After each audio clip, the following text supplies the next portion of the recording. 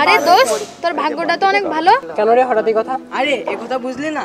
তোর বাবা তোকে দামি মোবাইল কিনে দিয়েছে, তুই যখন খুশি ফ্রি ফায়ার খেলতে পারবি, পাবজি খেলতে পারবি, ভিডিও দেখতে পারবি, এই সবই তো। আমার বাবা তো এইসব চিন্তাও করে না, তিনি শুধু বুঝেন স্বাধীন পড়াশোনা আর পড়াশোনা। একটাই কথা, জীবনে ভালো মানুষ হতে হবে। তাহলে কি আমরা সবাই খারাপ মানুষ? চল আজকে চলে যাই, আবার অন্যদিন আসবো।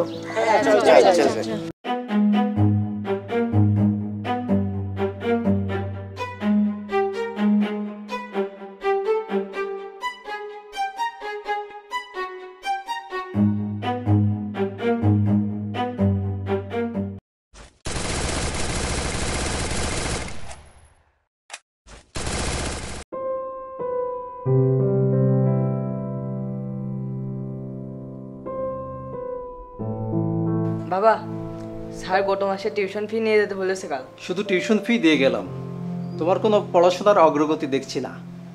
বার্ষিক পরীক্ষায় বোঝা যাবে যে তোমার আমল নামার কি অবস্থা। আজকাল নামাজ কালামও ছেড়ে দিয়েছো নাকি? কাদের সাথে মেলামেশা করছো? যাও নামাজ পড়ে এসো।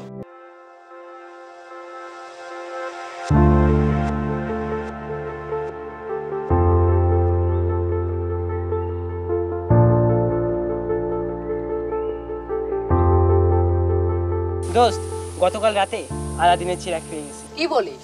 কিভাবে? ইদানিং এত টাকা তুই কই পাস? আজকাল তো আমাদের সব খরচ তুইই চালাস। আরে চিন্তা করিস না, আমার মতো তোদের কাছেও একটা ফোন থাকলে তোরাও আলাদিনের চিরাগ পেয়ে যেতি। কোন সে দত্ত যে তোকে এত টাকা দেয়? এই দেখ, এই দত্তের নাম বিটকয়েন।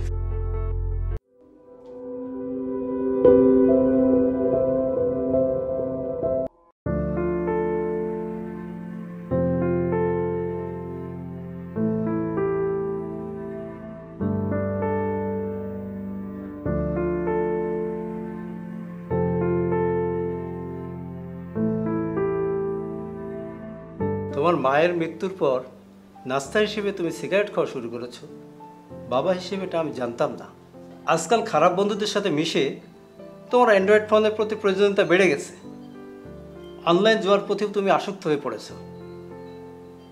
এসব মানুষের কাছ থেকে আমার শুনতে হয় আমি একজন ব্যর্থ বাবা। তোমার এই বন্ধুরাই তোমাকে ওই পথে নিয়ে গেছে।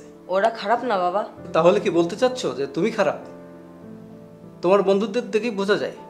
বন্ধু হচ্ছে আয়নার মতো, যার প্রতিবিম্ব তোমার উপর পড়েছে। রাসূল সাল্লাল্লাহু আলাইহি বলেছেন, নেককার বন্ধু ও অসৎ বন্ধুর দৃষ্টান্ত হচ্ছে আতর বহনকারী ও কামারের মতো। ভালো বন্ধুর সাথে চললে তুমি আতরের ঘ্রাণ পাবে। তোমার আমল নামাই বলে দিচ্ছে আজ তুমি বন্ধু নির্বাচন করতে ভুল করেছো।